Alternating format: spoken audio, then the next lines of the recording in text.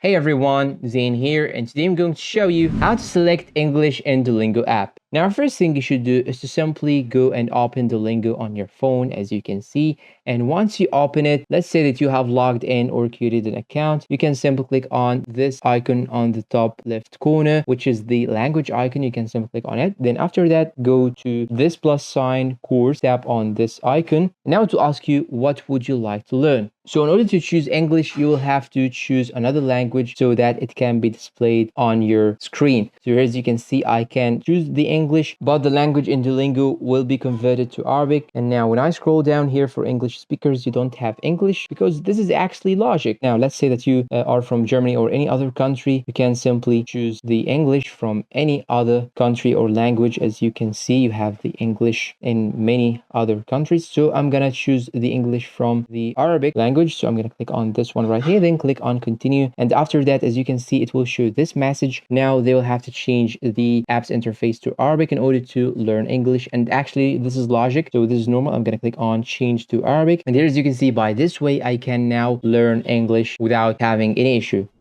And that's all for today. If you find this video helpful, please don't forget to support us with like, subscribe, comment, share, and see you in a new video.